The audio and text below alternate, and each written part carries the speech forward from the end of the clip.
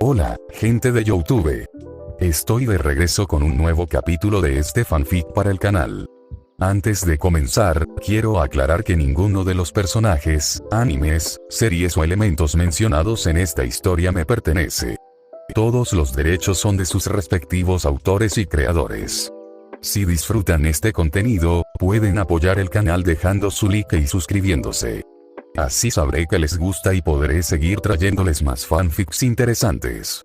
Sin nada más que añadir, los dejo con el video. Capítulo 4. Primeros movimientos. El sol apenas comenzaba a asomar por los tejados cuando Eraserhead cruzó el umbral de un almacén. El aire estaba cargado de polvo y el eco de sus pasos resonaba en el vacío.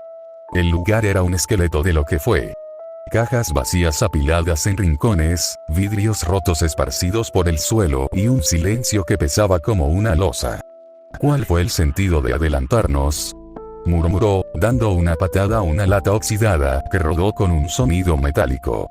El gesto fue más un desahogo que una acción deliberada. Avanzó con cautela, escudriñando cada rincón, aunque ya sabía que era inútil. Kuroishi, unos pasos atrás, recorría el lugar con la mirada fría y analítica de quien está acostumbrado a encontrar pistas donde otros solo ven desorden. Se detuvo junto a una mesa tambaleante y una caja metálica medio deshecha. Al lado, había un montón de polvo que se acumulaba en el suelo.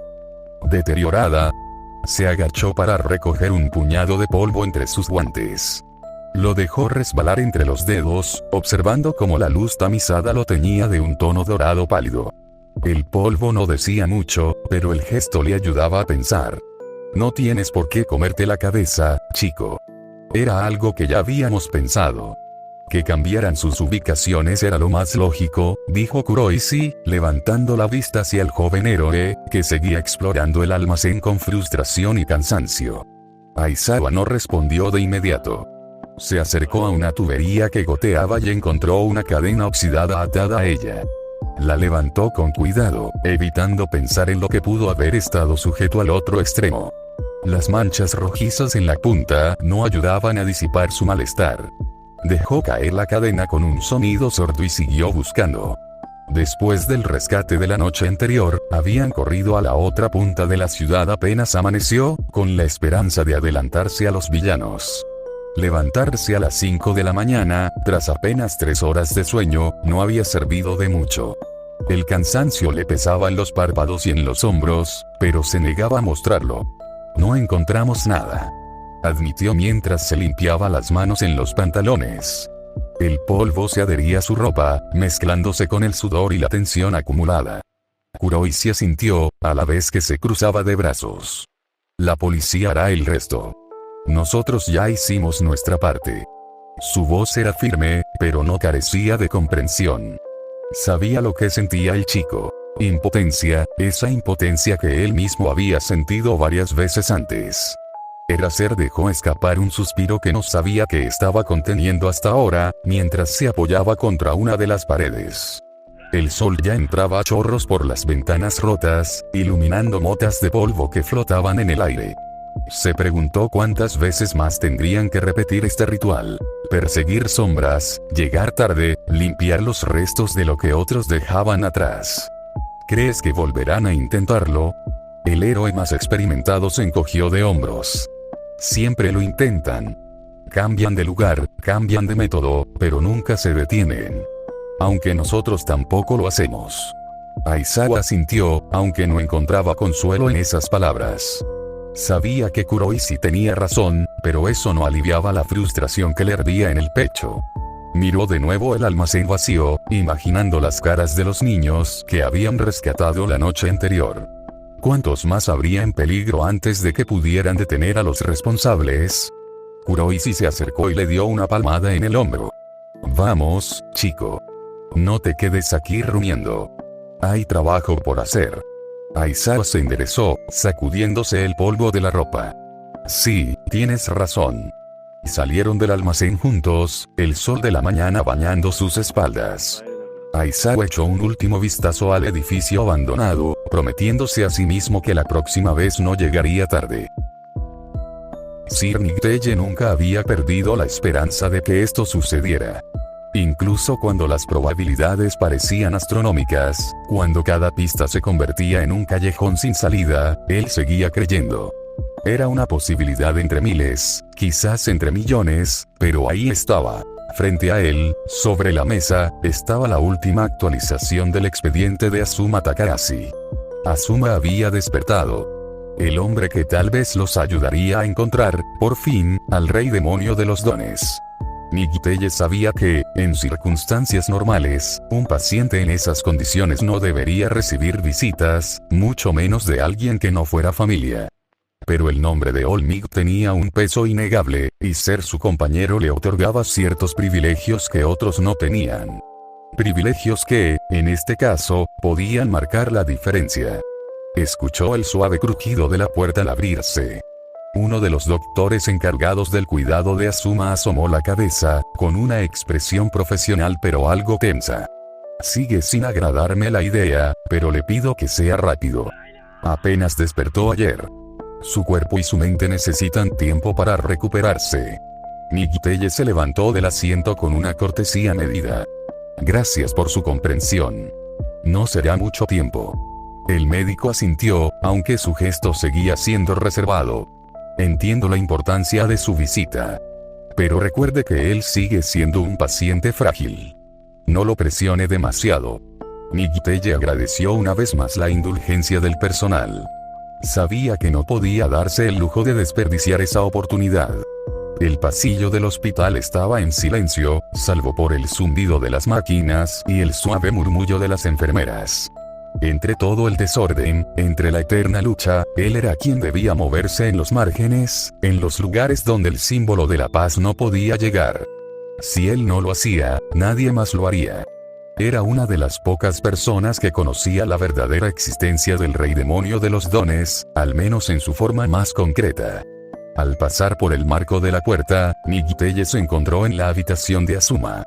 Tal como esperaba, estaba solo. El hospital había dispuesto que no hubiera más pacientes en la misma sala, por motivos de seguridad y confidencialidad. Azuma Takahashi estaba sentado en la cama, con los hombros caídos y la mirada perdida.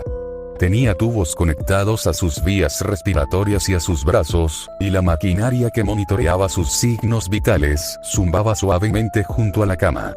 Su rostro, antes anónimo en los archivos, ahora era real y marcado por la fatiga y la delgadez. 2 meses de coma habían hecho estragos en su cuerpo y en su espíritu. Nighteye cerró la puerta tras de sí y se acercó a la cama silenciosamente. Azuma levantó la vista, sus ojos oscuros reflejando confusión y cautela. ¿Quién es usted? Su voz salió ronca y apenas audible por el tubo en la nariz. Nighteye mostró su credencial de héroe. Soy Sir Nighteye, héroe profesional. Estoy aquí para hablar con usted sobre lo que le sucedió. Sé que ha pasado por algo muy difícil, pero su testimonio podría ayudarnos a evitar que esto le ocurra a más personas. Nighteye tomó asiento en una silla situada al lado de la camilla. Azuma lo miró con desconfianza, pero también con curiosidad. ¿Por qué ahora? ¿Por qué yo? Nighteye asintió, manteniendo su tono profesional pero comprensivo. Usted es una de las pocas personas que ha sobrevivido a un encuentro con este villano que llevamos tiempo persiguiendo. Cualquier información que pueda darnos, por pequeña que sea, es invaluable. Azuma cerró los ojos por un momento, como si intentara ordenar sus pensamientos. No sé si podré recordar mucho, confesó, su voz temblorosa. Todo fue muy confuso y doloroso. Nighteye no lo presionó. No le pediré más de lo que pueda dar. Solo cuénteme lo que recuerde, cuando pueda. Cualquier detalle, por pequeño que sea, puede ayudarnos a encontrar a quien le provocó esto. Azuma miró hacia la ventana, donde la luz del sol se filtraba entre las cortinas. Lo único que recuerdo con claridad es su voz. Era fría, como si no tuviera emociones. Y la oscuridad. Siempre la oscuridad. Nighteye tomó nota mentalmente, sin interrumpir. Sabía que Azuma necesitaba desahogarse, poner en palabras el horror que había vivido. ¿Recuerda algún lugar? ¿Alguna dirección, algún edificio, algún sonido peculiar?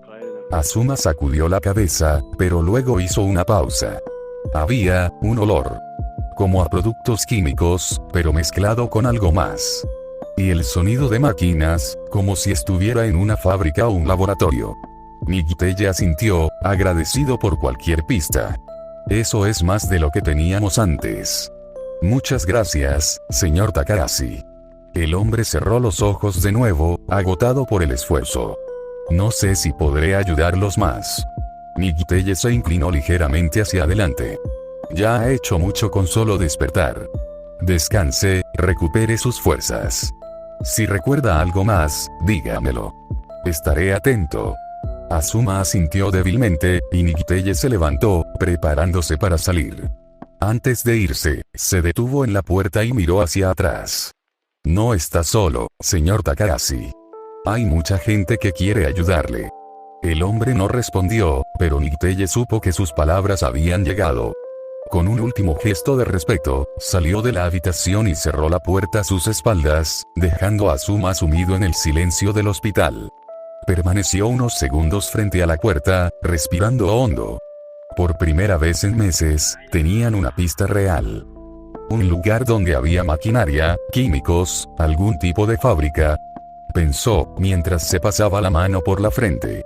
Estaba sudando. El calor sofocante de la temporada se filtraba por los pasillos, haciendo que el ambiente fuera incómodo. El aire acondicionado del hospital apenas lograba aliviar el calor pegajoso. Un plato de yashichika me vendría de maravilla ahora mismo, pensó, evocando el frescor de aquellos fideos fríos. Aunque, bueno, un soba tampoco estaría mal, aun si no es lo más apropiado. Azuma había sido encontrado cerca de Asakusa, a más de 8 kilómetros de Minato. Migiteye recordó el informe. El hombre apareció inconsciente en un callejón, con heridas, con signos claros de haber estado cautivo. No había rastro de su peculiaridad, ni de los responsables. ¿Fábricas? Se preguntó si el rey demonio había tomado alguna propiedad abandonada para convertirla en su guarida.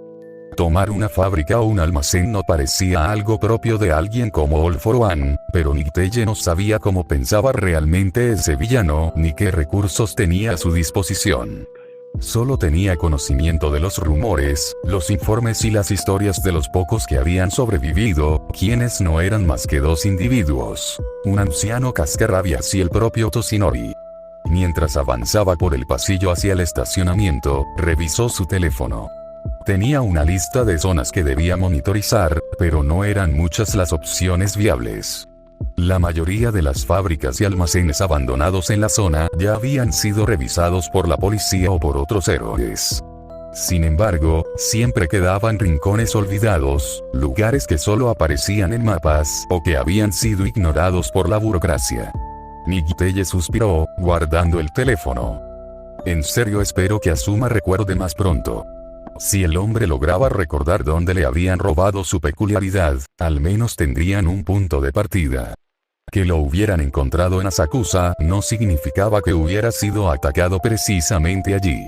Podría haber sido trasladado desde cualquier otro lugar, ya que su vivienda no estaba muy cerca de Asakusa. Relativamente, vivía lejos de esa zona.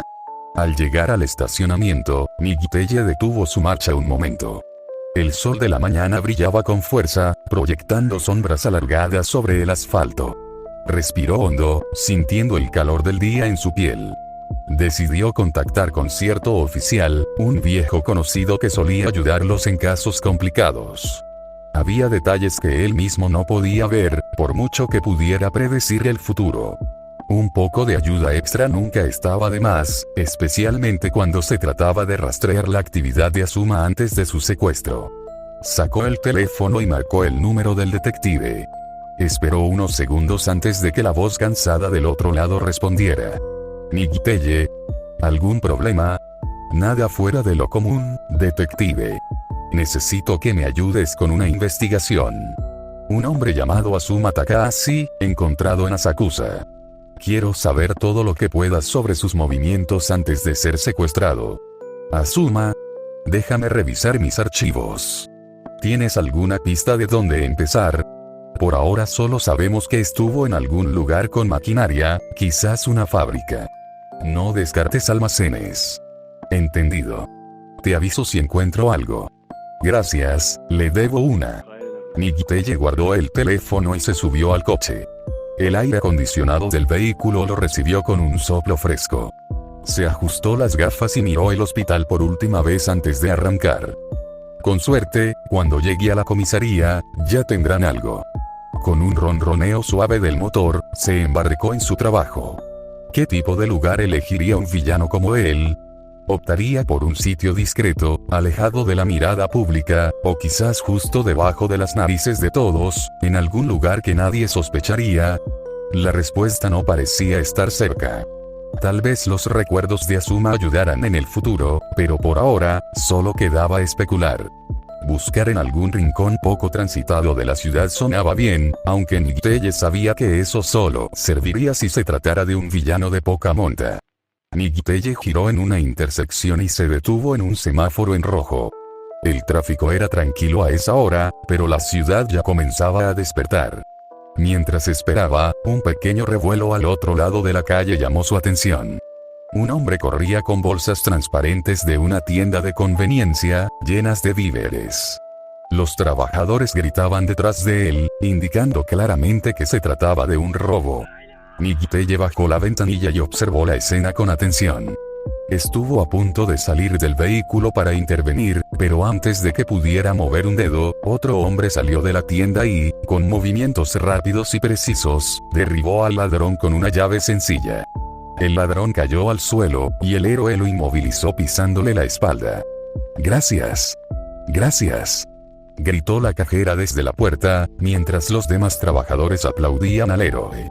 Nighteye esbozó una leve sonrisa. Los héroes de la zona tenían estas cosas controladas. Ni el más mínimo revuelo pasaba desapercibido en estos días. Era bueno. La ciudad se había vuelto un lugar donde la gente no se quedaba de brazos cruzados. No importaba quién fuera el héroe, lo importante era que alguien estuviera ahí, siempre.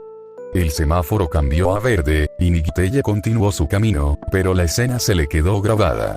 Esto era lo que el mundo necesitaba. Héroes presentes, dispuestos a actuar, sin importar el tamaño del problema. No era necesario ser All Might para marcar la diferencia. Las grabaciones de las cámaras de vigilancia no mostraban nada fuera de lo común. Después de revisar exhaustivamente todo el material disponible, Tsukauchi tenía en sus manos la información precisa, el día y la hora exacta en que Asuma desapareció.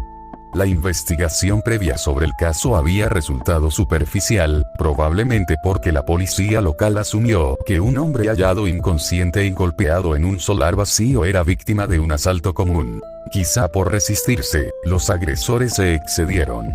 Era una hipótesis razonable. En el caos de la ciudad, cosas así ocurrían todo el tiempo. Sin embargo, Tsukauchi sabía que había piezas que no encajaban. Él tenía acceso a datos y reportes que, por ahora, los demás ignoraban. Mientras daba un largo sorbo a su taza de café negro, mantuvo la vista fija en la imagen de la cámara que captaba la calle por la que Asuma había caminado esa noche.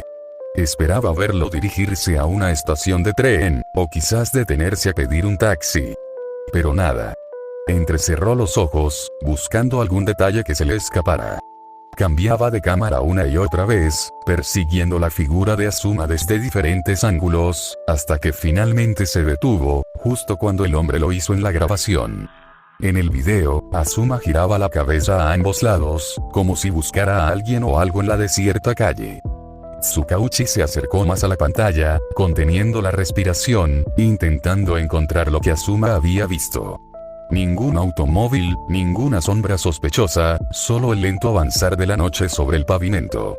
De pronto, la imagen se volvió borrosa. La transmisión sufrió una interferencia inesperada. Líneas estáticas cruzaron la pantalla, como si una fuerza invisible saboteara el aparato. Tsukauchi frunció el ceño y revisó de inmediato los cables del monitor, pero todo estaba en orden. El fallo no venía de su equipo. En el instante en que la grabación volvió a la normalidad, Asuma ya no estaba. Era como si se hubiera evaporado. Tsukauchi cambió de perspectivas, seleccionando distintas cámaras de la zona en ese mismo momento, rebobinando segundos atrás, intentando reconstruir el recorrido del hombre. Pero todas exhibían el mismo fenómeno. Interferencia, unos segundos de vacío, y de nuevo la imagen, sin rastro alguno de Azuma. Era como si la tierra lo hubiera tragado, como si el propio aire se lo hubiera arrebatado de la escena. Un escalofrío recorrió la espalda de Tsukauchi. Se pasó las manos por los ojos, cansado. Alguien debió manipular el sistema justo en ese momento. Tsukauchi volteó la cabeza al escuchar la puerta de la oficina abrirse. Por el marco apareció un hombre delgado, con grandes ojos amarillos y cabeza de gato atigrado color jengibre. Llevaba una camisa abotonada de color azul pálido, el uniforme que la mayoría de los miembros de la fuerza policial usaban, salvo por una campana dorada colgada al cuello. Era Sansa Tamagawa, un compañero de Tsukauchi. Llevaba una taza de café en la mano, de la que tomó un sorbo al pasar. Al entrar por completo, cerró la puerta tras él. El hombre gato miró a Tsukauchi y tomó otro sorbo. ¿Encontraste algo con las grabaciones que conseguí? Tsukauchi negó con la cabeza. Hay una parte que parece haber sido borrada, o algún tipo de interferencia. Sansa miró la pantalla, que no mostraba más que lo que un casete dañado reflejaría. ¿Está todo dañado? No, solo es una pequeña parte que regresa a la normalidad después de unos segundos. Sin embargo, cuando intento volver a localizar a Azuma, no me es posible. El ceño de Tsukauchi se profundizó mientras volvía de nuevo su atención a la pantalla. ¿Deberíamos ir por nuestra propia cuenta? Sansa dejó salir un suspiro. En cuanto Tsukauchi obtenía un caso nuevo, se empeñaba en resolverlo. Pero bueno, era el trabajo de ambos después de todo. ¿Quieres que prepare la patrulla? Tsukauchi asintió, la determinación que emanaba era más que clara. Se puso su clásico sombrero y se dirigió hacia afuera del cuarto. Sansa tomó otro trago de su café. Pasaremos unas noches muy ajetreadas de hoy en adelante, murmuró mientras lo seguía. Yagi Takeru, puntaje perfecto. La voz del maestro resonó con aprobación, y después de felicitarlo, le indicó que se reuniera con su grupo. Allí lo esperaban los amigos que había conseguido en los últimos meses. Bien hecho, Yagi. Me quitaste el primer lugar sin siquiera sudar. Inasa lo recibió con palmadas en la espalda, su sonrisa era tan amplia como siempre. ¿No estás molesto por eso, Yoarashi? Ja. En lo más mínimo. Inasa soltó una última palmada antes de correr hacia el profesor que tomaba los tiempos de carrera. Inasa levantó el puño en el aire mientras gritaba. Sensei. Tome mi tiempo de nuevo. Esta vez iré en serio. Takeru bajó la mirada al escuchar el bufido de Abu. El chico estaba sentado en el suelo, secándose el sudor, con una expresión burlona en su rostro mientras observaba cómo Inasa se preparaba para repetir la prueba. ¿Cómo piensa obtener una puntuación decente? Es obvio que ya está cansado. Takeru se giró hacia la dirección en la que estaba Inasa a punto de empezar. ¿Eso crees? Por supuesto. Abu se rió. Si ya corrió antes, estará demasiado cansado para volverlo a hacer. Sus palabras se fueron apagando mientras observaba. Cuando el maestro dio la indicación, Inasa salió disparado, dejando una nube de polvo tras de sí. Determinación. Gritó, obligándose a sí mismo a dar todo lo que tenía. Corría tan rápido que parecía barrer el suelo con pura fuerza de voluntad. Vaya, eso fue mucho mejor que el anterior, jovencito. El maestro sonrió sinceramente mientras miraba el cronómetro. Por supuesto. Le aseguro que esta vez sí lo di todo. Y no lo dudo, chico. Lo hiciste muy bien. Llegaste al segundo puesto. No está nada mal, solo quedaste 3 segundos detrás de Yagi, 2 segundos mejor que la última vez. Abu puso los ojos en blanco cuando Inasa regresó, aún jadeando pero con el ánimo intacto. Al llegar, Inasa recibió una palmada en la espalda de Takeru. Bien hecho, Yoarashi. Casi obtienes el primer lugar. Inasa sonrió. La próxima vez lo haré mejor, sí, lo haré mucho mejor. Alzó los puños decidido. Sí, la próxima vez haré que la brisa sea más potente. Llevas diciendo eso desde hace semanas. se burló Abu desde el fondo. Inasa lo miró fijamente antes de apuntarlo con un dedo. La próxima vez será diferente, ya lo verás. PFF, lo que tú digas. Kawano e Izzy regresaban de las pruebas físicas. Izzy caminaba relajado, con las manos cruzadas detrás de la cabeza, mostrando una actitud despreocupada, mientras Kawano trotaba pesado, sin aire, claramente agotado por la carrera. Izzy empujó con un gesto juguetón a Kawano en la espalda. No seas tan dramático, al menos quedaste séptimo. Kawano jadeó, se dejó caer de rodillas y se acostó boca abajo en el suelo, exhausto. Para ustedes es fácil, pero yo no soy tan atlético. Me canso demasiado rápido, se quejó, con voz cansada y frustrada. Toma esto. Kawano apenas levantó la cabeza para ver hacia arriba y se topó con la botella de agua fría que le ofrecía Takeru. El niño sonrió mientras tomaba la botella rápidamente. Ojalá todos fueran tan amables como tú, Yaji. En cambio, miró con resentimiento hacia Izzy, otros solo se burlan de mí. Izzy rodó los ojos con desgana. Solo te la pasas quejando, deberías correr un poco más. ¿Más? Ni de broma. Izzy se empinó la botella hasta no dejar ni una gota, se pasó el antebrazo para secarse el sudor y suspiró aliviado. Cuando sean vacaciones no haré más que jugar con mi consola. Ah, sí. Casi lo olvido, hace poco también fue el festival de esa escuela de héroes, intervino Abu. La UA. Sí, fue mucho más interesante que el año pasado. Los de tercer año eran mucho más fuertes esta vez, añadió Izzy, tomando un trago de su propia botella. Inasa se cruzó de brazos y frunció el ceño, evaluando a sus compañeros. Si eso les pareció interesante, esperen a que yo esté en ese festival. Verán algo increíble. Claro, aunque dudo que la UA solo busque poder. Con tu inteligencia no pasarías. Inasa apretó los dientes, preparado para discutir. Era habitual en el grupo que Abu e Inasa entablaran debates así.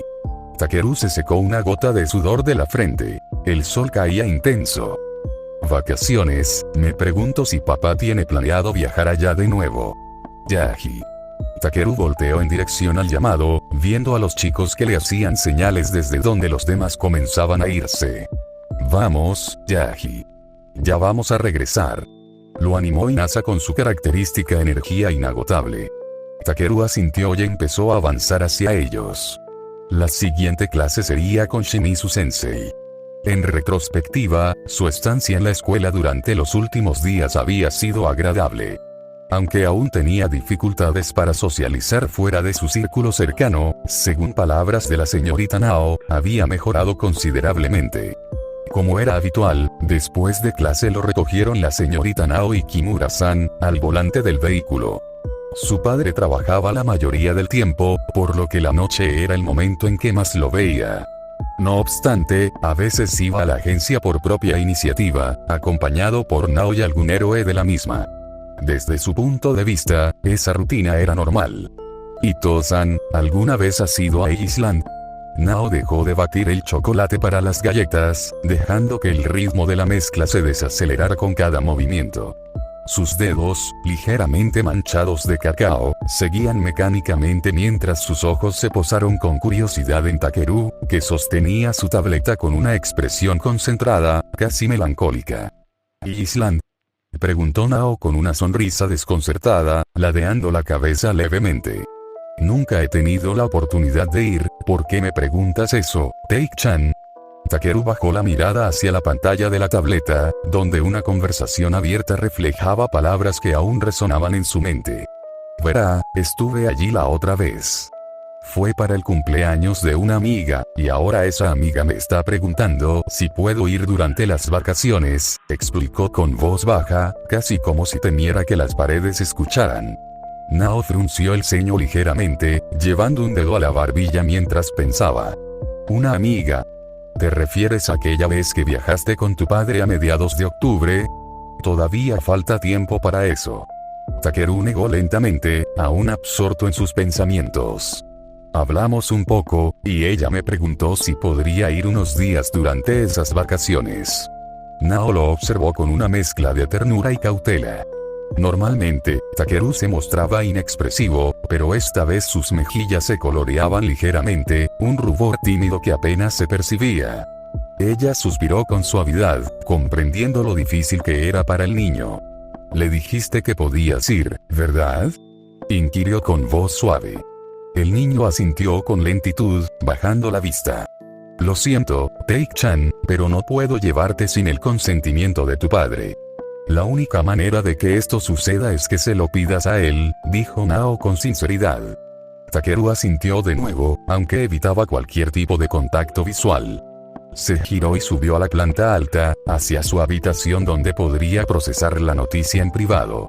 Nao se quedó observando cómo se alejaba, sintiendo una punzada de tristeza que se mezclaba con la responsabilidad que sentía hacia él.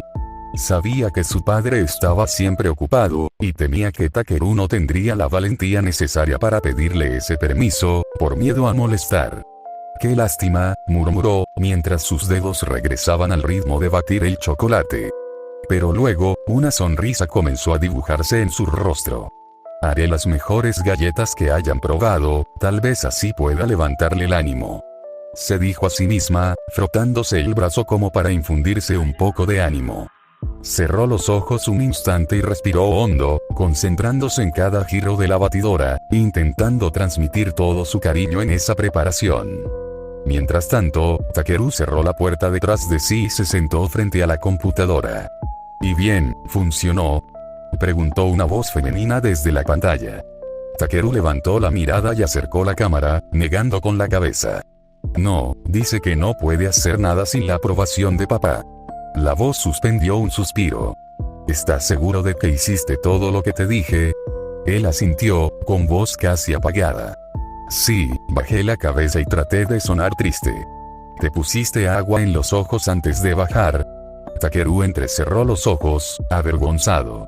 «Ah, creo que olvidé esa parte». La joven chasqueó los dedos. «Eso debió ser, habría sido más convincente». Melissa apareció en la pantalla, su cabello rubio recogido en una coleta práctica, los ojos azules brillantes detrás de unas gafas redondas. Llevaba una camisa manchada, seguramente de las horas que pasaba en el taller, y unos guantes que le quedaban grandes, cubiertos de polvo y aceite. «¿Estás seguro de que el tío Mig no podría venir contigo al menos una semana?». Takeru se movió inquieto. «No lo sé, últimamente ha estado patrullando más de lo habitual. Creo que está realmente ocupado». Melissa se inclinó hacia adelante, su voz un susurro conspiratorio. «¿Y si yo se lo pido? Quizás me den permiso. O podría decirle a papá que le pida al tío Migut, que es para algo importante». Él frunció el ceño. «¿Y si el señor David descubre lo que planeas?». Melissa rió nerviosamente y se rascó la cabeza, manchándose más de grasa. Ha estado sospechando desde que sus herramientas desaparecen constantemente, pero hasta ahora no me ha descubierto. Creo que deberías ser tú quien hable con el tío Migut. Lo intentaré, pero no sé si podré convencerlo. Hazlo del agua en los ojos, le recomendó con una sonrisa cómplice. A mí casi siempre me funciona. Melissa tomó un destornillador y comenzó a trabajar en un extraño dispositivo azul sobre su mesa. ¿No crees que podrías ser un poco más cuidadosa? Para nada, replicó ella con seguridad. Estoy a punto de terminar y todo va según lo planeado. Solo falta esta última pieza. Takeru observó la pieza que Melissa levantó.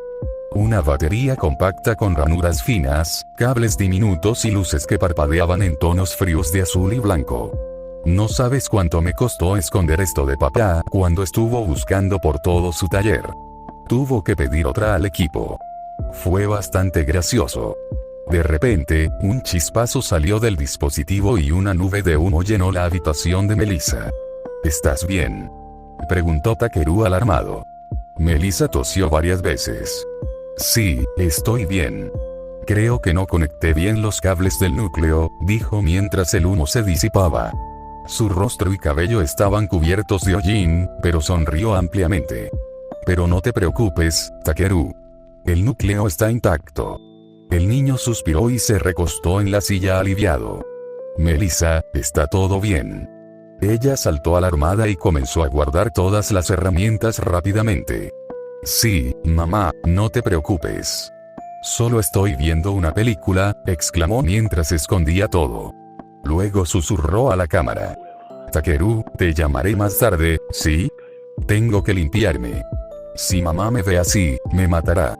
Oh, recuerda decirle al tío Migut, en serio necesito tu ayuda aquí. Está bien, logró decir Takeru antes de que la llamada se cortara. Takeru se levantó de su asiento con un suspiro, echando una mirada al reloj de la pared.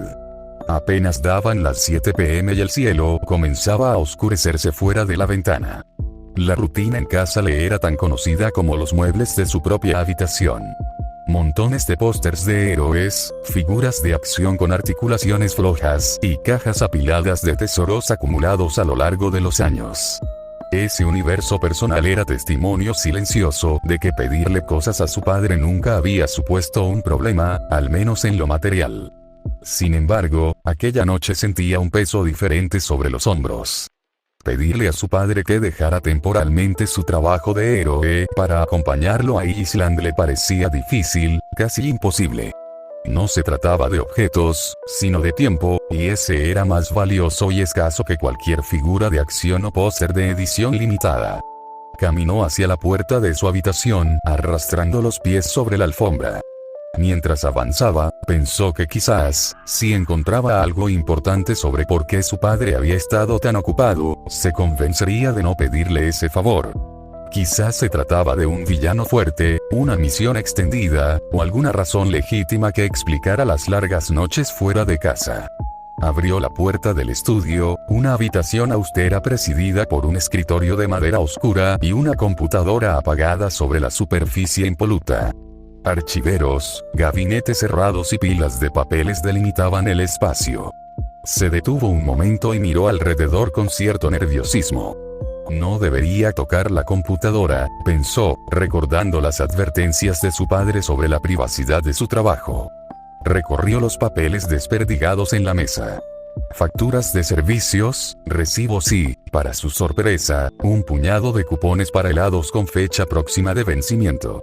Cuidando de no hacer ruido, se guardó algunos cupones en el bolsillo, considerando el pequeño triunfo como una recompensa. Siguió buscando más por costumbre que por objetivo real, pues ni siquiera sabía qué estaba buscando.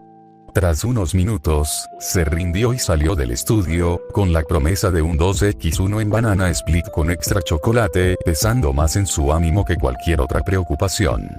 El pasillo principal estaba en silencio, interrumpido ocasionalmente por el sonido distante de un vehículo en la calle.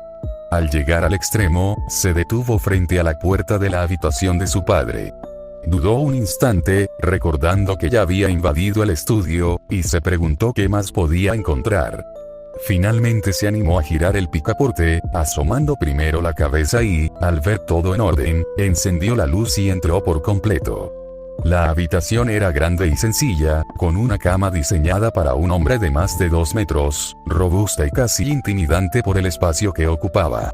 Observó los muebles de madera y los detalles personales. Libros dispersos, una lámpara nocturna con luz cálida, y un armario que llamaba la atención por sus dimensiones y color amarillo vibrante. Abrió el armario con curiosidad y vio más de 7 trajes de héroe con rayas negras colgados cuidadosamente en perchas. Papá tiene que cambiar esto, murmuró bajito, mientras cerraba la puerta del armario y se dirigía al mueble junto a la cama. No había mucho que explorar. Su padre era ordenado y minimalista. Solo destacaba una luz de noche y un par de libros con títulos relacionados al heroísmo y la filosofía. Sin embargo, lo que captó su atención fue una foto enmarcada. Takeru se acercó, y al no necesitar inclinarse por su altura baja, se detuvo para observarla de cerca. En la imagen, una mujer sonriente lucía un sombrero de playa blanco y un vestido del mismo color. Su cabello castaño claro brillaba bajo el sol. Parecía capturar la esencia del verano y la alegría. La brisa de la playa movía su cabello y su mirada se perdía en el horizonte, reflejando felicidad y entusiasmo. Takeru sintió que su pecho se apretaba con una emoción difícil de nombrar. Ella era todo lo opuesto a él. Admiró la energía y luminosidad de la mujer en la foto. Su rostro inexpresivo se suavizó y, casi sin buscarlo, acercó la mano al marco, queriendo sentir la calidez que transmitía la sonrisa de su madre. El sonido repentino del chirrido de la puerta lo hizo sobresaltarse. La figura imponente de su padre se recortó en la entrada, la silueta gigantesca llenaba el marco de la puerta, y la luz revelaba la expresión de sorpresa en su rostro. «Ay no», murmuró Takeru con el corazón latiendo rápido, alejando la mano de la foto y dando un paso atrás. Buscó un lugar donde esconderse, pero solo logró quedarse quieto con los ojos abiertos de par en par, esperando a que su padre dijera algo. Su padre lo miró con una mezcla de desconcierto y curiosidad, sin emitir palabra al principio, simplemente observando al niño y la foto con aparente calma. Toshinori sonrió con calidez antes de comenzar a avanzar lentamente hacia donde estaba su hijo. Cada paso parecía una intención cuidadosa, como el que pisa suave para no romper un silencio demasiado frágil. Al llegar, posó con delicadeza su mirada en la foto que momentos antes Takeru había estado mirando. La tomó entre sus manos con un gesto reverente, casi ritual, y la observó detenidamente, como cada noche antes de ir a dormir. «Sabes, Nao ha estado esperándote desde hace un buen rato con las galletas. Dijo que bajarás antes de que se enfríen». «Ah, sí», dijo el niño, asintiendo con voz baja. Aprovechó para irse pero antes escuchó la última llamada de su padre. «Hijo». Takeru giró la cabeza con lentitud. «No recuerdo la última vez que te conté algo sobre Akiko. ¿Te gustaría que te cuente una historia sobre ella luego?» Los ojos de Takeru se abrieron, un destello de interés cruzó su rostro inexpresivo. Le gustaba cuando su padre hablaba de su madre, aunque sentirse atrapado husmeando le hizo asentir torpemente. «Sí, me gustaría». Con esas palabras, giró y bajó las escaleras, dejando tras de sí un silencio pesado. Toshinori cerró los ojos un instante, respiró profundamente y volvió su mirada a la foto. La colocó suavemente en su lugar habitual, como si temiera romper algo al dejarla. Un suspiro escapó de sus labios. «Aunque no estés aquí, nuestro hijo te aprecia de igual forma». Fin del capítulo.